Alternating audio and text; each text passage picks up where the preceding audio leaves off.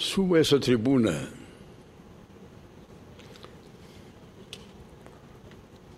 sob uma profunda emoção.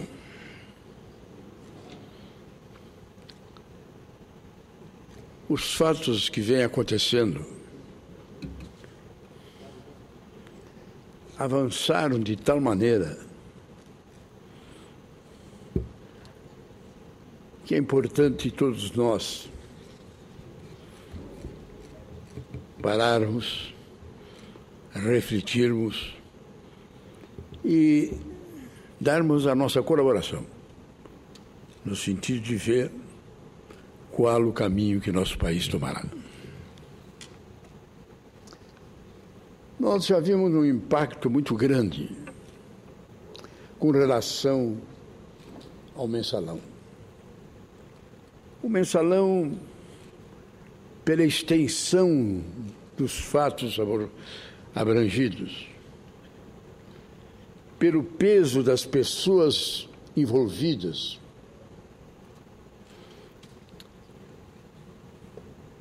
repercutiu de tal maneira que a sociedade brasileira participou, manifestou-se e, de certa forma, pressionou essa casa e pressionou o Supremo Tribunal para que a solução aparecesse. Foi um grande ato.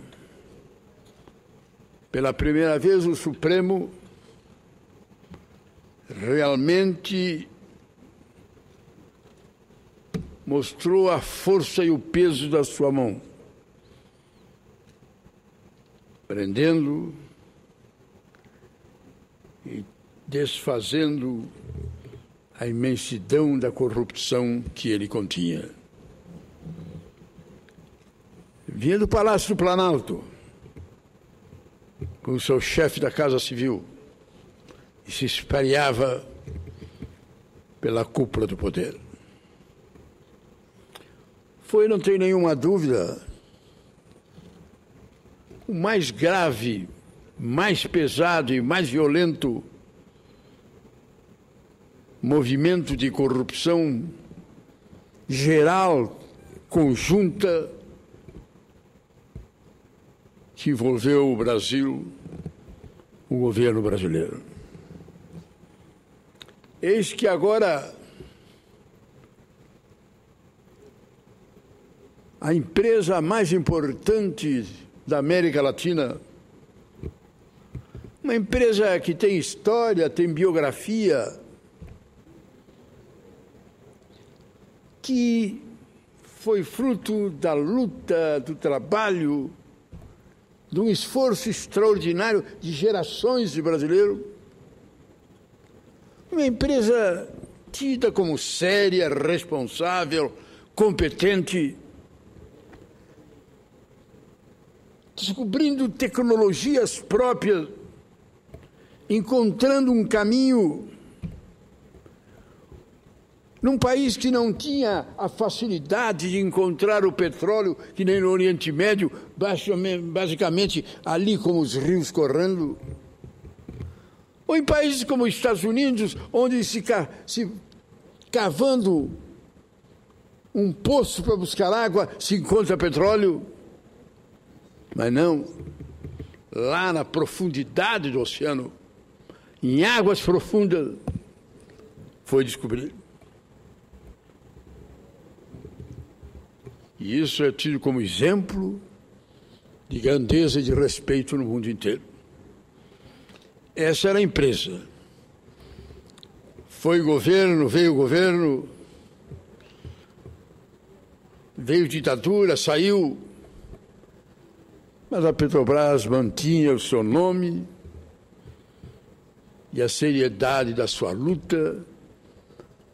E todos reconheciam a formação técnica, a vinda do cidadão, do empregado, que começava lá no início e que, se aprofundando, trabalhando, estudando, podia chegar ao comando fruto do seu trabalho e da sua capacidade.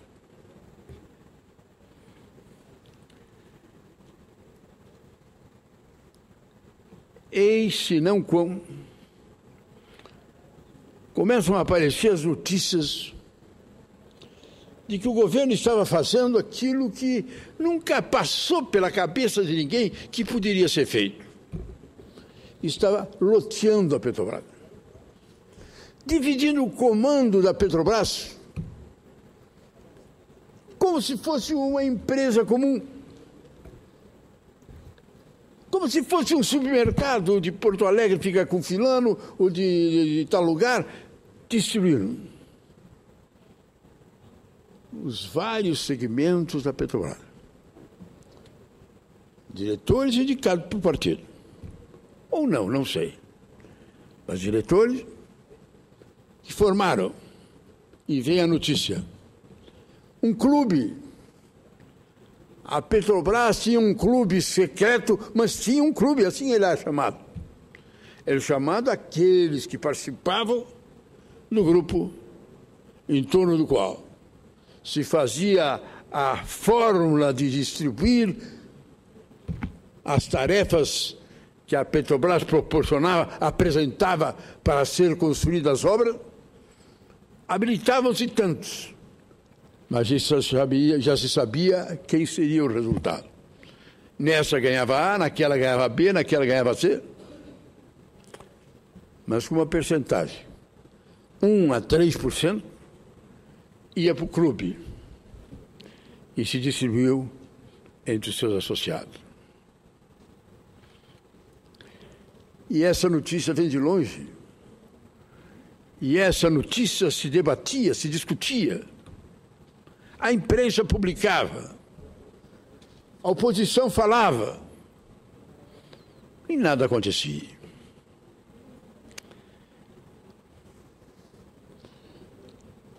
Os fatos cresceram tanto que se criou a CPI da Petrobras.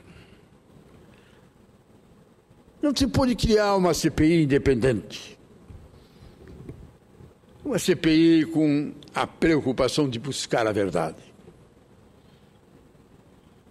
De saída, a tradição de que a relatoria caberia a quem propôs, não. 2 CPI, as 2 com o mesmo presidente. E as 2 com o objetivo de não andar. As coisas iam indo. A eleição veio. Surpreendentemente, o debate da Petrobras não foi o maior. Por que? Não sei, mas não foi. De repente, estoura no ar o despacho. O juiz Sérgio Fernando Moro dá um despacho onde ele relata os fatos, onde ele publica a síntese do que ele tinha visto e determina a prisão de dezenas de pessoas, desde as mais ilustres. E, de certa forma, na véspera da minha saída dessa casa, eu vejo que está acontecendo aquilo que foi uma das primeiras questões que eu levantei. Quando há 32 anos atrás eu cheguei nessa casa. E que me chamava a atenção. E eu cheguei a cunhar uma frase. No Brasil, cadeia é para ladrão de galinha. Roubar grande, roubar grosso, não acontece nada. E essa era a realidade. Esse era o fato. Até então, no Supremo Tribunal, nenhum deputado, nenhuma autoridade, nenhuma decisão que envolvesse significativamente alguém que tivesse peso político ou financeiro tinha sido preso.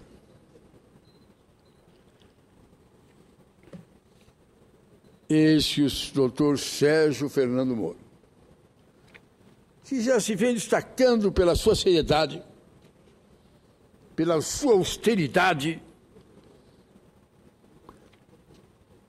pela independência como age, com a não procura de holofote para aparecer, e botando os pontos nos is lá onde deve ser, ele baixa o despacho. E a maior operação policial acontecida na história desse país. 300 policiais. 50, 60 inspetores da Renda Federal. Dezenas de promotores atuaram na operação. Que alguns já acham que não faz parte da Operação Lava Jato, mas da Operação Ponto Final. Fim da linha. Por que dizem isso? Porque as coisas chegaram a um fim determinado, a uma clareza tal, que não tem mais para onde ir.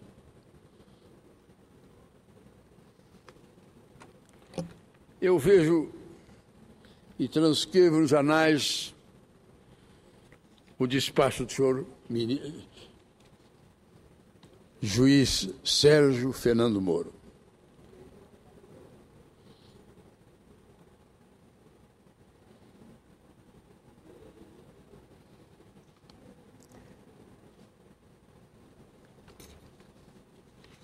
Ele fata, e não leio, peço que transcrevam lá, mas me chama a atenção que a referência única que ele faz para justificar o seu ato diz o seguinte: não há qualquer invalidade ou reprovação cabível à postura da acusação, que em troca da verdade e apenas da verdade oferece ao criminoso tratamento legal mais lenitente. Quem, em geral, vem criticando a colaboração premiada é aparentemente favorável à regra do silêncio, ao omertá das organizações criminosas. Isso, sim, é reprovável. Pierre Camilo Davigo, um dos membros da equipe milanesa da famosa Operação Manipuriti, disse com muita propriedade: a corrupção envolve quem paga e quem recebe. Se eles se calarem, não vamos descobrir jamais. Abre parênteses, Pedro Simão, coordenação Mãos Limpas. Eu fico com emoção que a citação feita por Sua Excelência é de uma obra nossa no Senado. Essa obra, nobres senadores, foi quando nós trouxemos ao Brasil os grandes responsáveis, os magistrados italianos que realizaram a Operação Mãos Limpas, que o mundo inteiro ficou cercando. Milhares de processados, centenas de presos, 3 primeiros-ministros condenados e foram para a cadeia. Membros, ministros da corte foram presos. E uma série enorme de criminosos foram presos. E uma quantia enorme de dinheiro foi recolhido. Essa foi a Operação Mãos Limpas. Eles vieram aqui, nós o trouxemos. E durante uma semana ficaram aqui no Congresso, no Senado e na Câmara, e ouvimos, inclusive, representações estaduais. E deram aula, mostrando de como se poderia fazer, que era possível fazer, mas que teria que ser uma operação conjunta, genérica, com a colaboração de todos, para atingir a todos, para que não tivesse escapatória. Essa Operação Mãos Limpas é, na história da criminologia mundial, um marco da maior importância. Fico feliz quando vejo que o juiz Sérgio Fernando Moro foi buscar nos fatos acontecidos na Itália a orientação da análise de como ele deve agir no Brasil. E agiu. Agiu. Naquela madrugada, dezenas de pessoas foram presas. Desde as mais importantes, das mais ilustres, dos chefes, dos proprietários, aos fatores intermediários.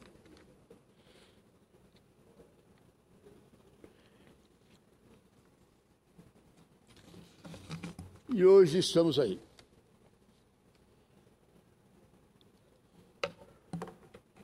As declarações são dramáticas.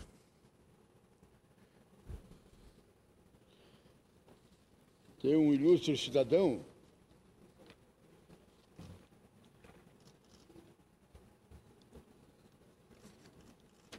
que diz que vai devolver 97 milhões de dólares. Trata-se de Pedro Brusco. Era gerente executivo da engenharia da Petrobras. Ele fará a maior devolução de recursos até agora. 97 milhões de dólares, equivalente a 250 milhões de reais.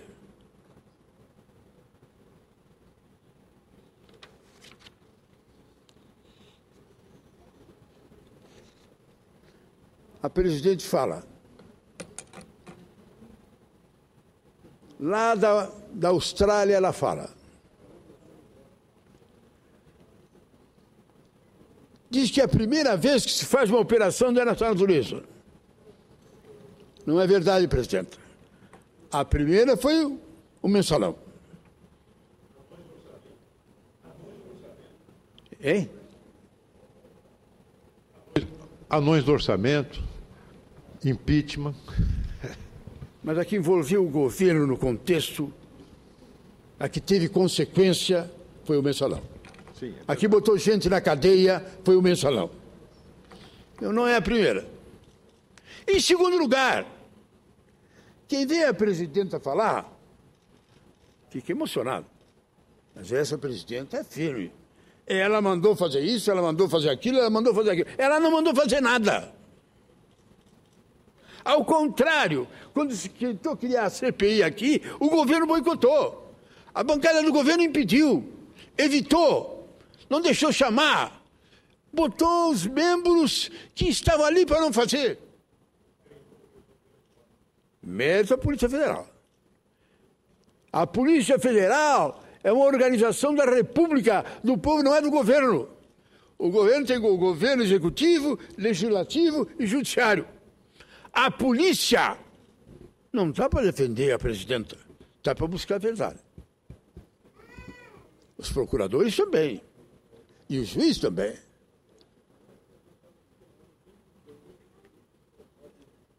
Agora, talvez, Sua Excelência vai começar a agir. Tem razão. Está na hora dela agir. Está na hora dela tomar providência. Eu creio que o nome que não é mais Lava Jato, mas ponto final, fim de linha, é correto.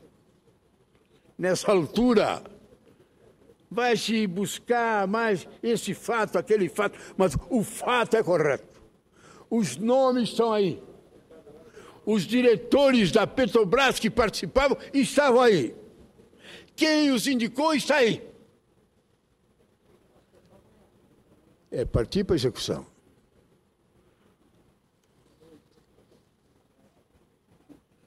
Um simpático advogado, especializado nesse tipo de crime, Dr. Cacai. Dr. Cacai diz: sem empreiteiras a Lava Jato, o país para.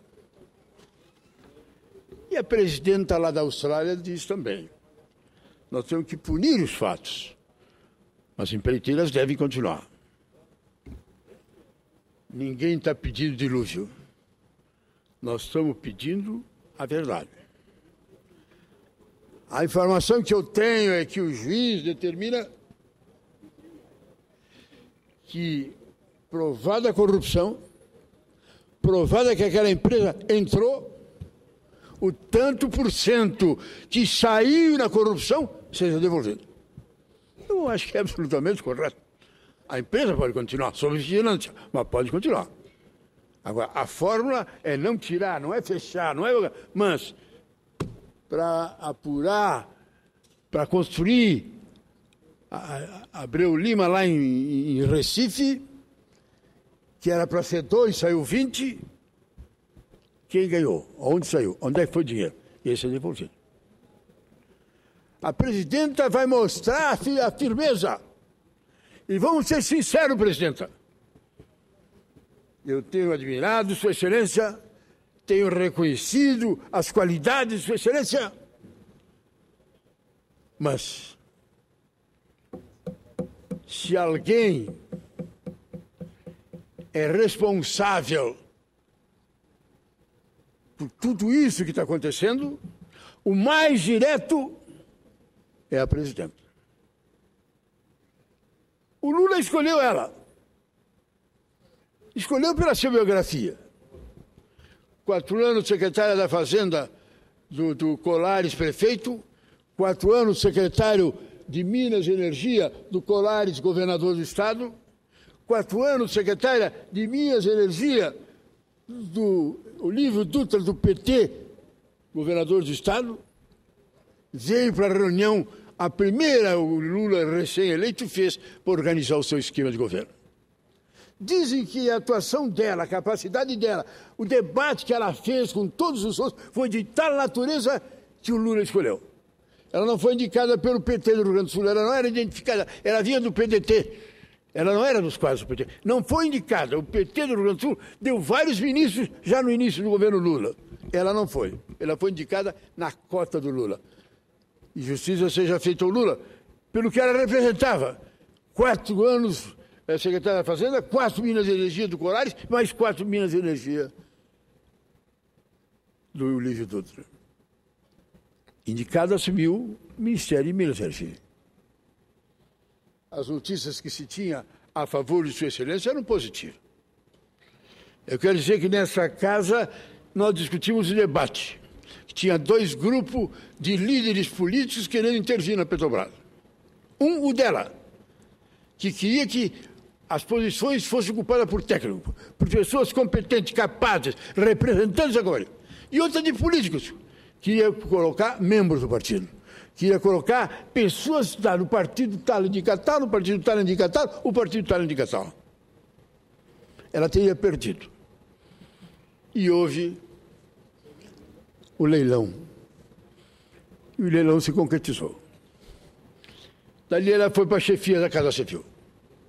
Na chefia da Casa Civil, ela era presidente do Conselho da Petrobras.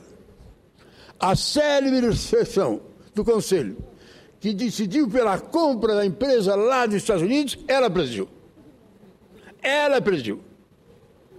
Disse ela depois que se soubesse o que ficou sabendo depois, não teria dado autorização. Mas podia ter baixado a inteligência. Não era obrigada a decidir ali. Afinal, não é uma compra do mercadinho da esquina, era uma compra de uma empresa bilionária. Comprou e errou.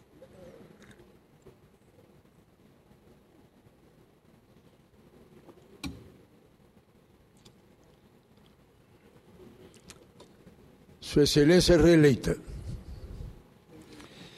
e vai compor o seu governo. Eu não sei. Sinceramente, eu não sei. Eu não sei se vitoriosa ela e o PT tivessem vivido uma fase de euforia, de festa, de alegria popular e pudesse escolher o governo que quisesse. Botar no governo quem bem entendesse. Ou o que está acontecendo hoje. O que está acontecendo hoje é que a senhora presidenta vai ter que tomar uma decisão. Organizar um governo que seja sério, que seja responsável. Não encomendado nem por Lula, nem pelo PT, nem por que quer que seja. Os mais competentes, os mais responsáveis. Olhar antes se tem ficha limpa, não vai saber. Depois dele ser escolhido ministro, quando ele já é ministro, vai se saber que ele, como deputado, completou a festa de aniversário de 80 anos no bordel. E fez a festa no bordel e a conta mandou para o Senado, para a Câmara pagar. Ah, mas foi sabendo depois. Não, eu sabia. Se tivesse apurado, teriam tomado conhecimento. E com relação à Petrobras, senhora presidenta, Deus lhe ilumine. A senhora vai ter que enfrentar muita gente. E gente importante. A empresa tem que dar volta. A empresa quem quer comer. É fácil para nós imaginarmos. Imagine o cidadão que sai de madrugada de casa, chega em casa, chega no trabalho, se lambuza de óleo, fica praticamente de outra cor. Chega em casa, eu trabalhei. Orgulho de trabalhar para a Petrobras. Mas como é que essa pessoa está vivendo hoje? Eu estou aqui, ganho meu saláriozinho no fim do mês, faço isso tudo e os caras viraram milionário. Inclusive, um dos diretores era cargo que começou no início, lá no início. E vinha vindo bem, subindo cargo por cargo. Vinha crescendo na capacidade e na competência. Aí se entregou. E aquilo que eu dizia durante 30 anos nessa casa, onde tem corrupto, tem corruptor. E durante esse tempo, toda essa casa só olhou para o corrupto. Nunca teve coragem de olhar para o corruptor. Aí está o juiz. Aí está o grande trabalho do doutor Sérgio. Ele deu os nomes, esclareceu, explicou, caso por caso. A questão está na nossa mão.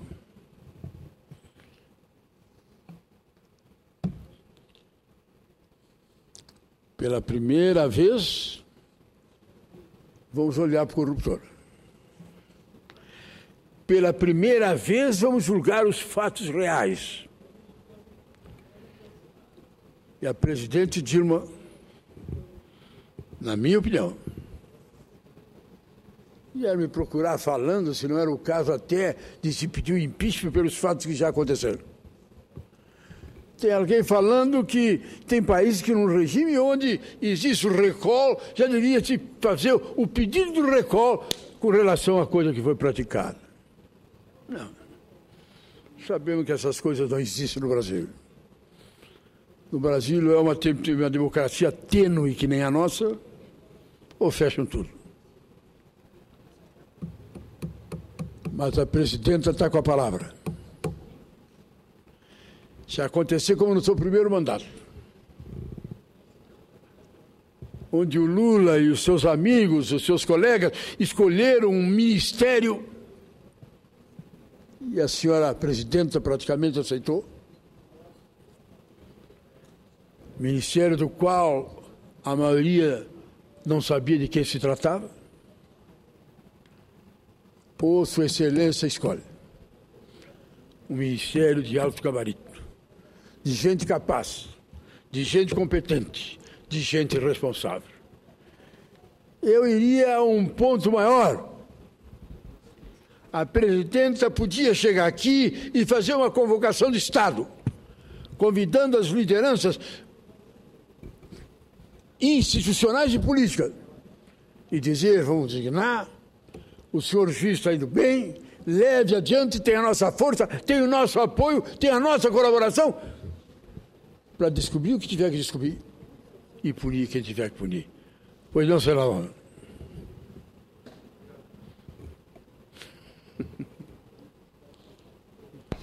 Meu caro senador, eu estou aqui embevecido pelo discurso de Vossa Excelência, e Vossa Excelência foi realmente uma voz quase que isolada nessa casa, se não isolada, quando queria que as investigações sobre a corrupção no Brasil, em episódios anteriores, já pudessem alcançar também aqueles que pagam aos políticos.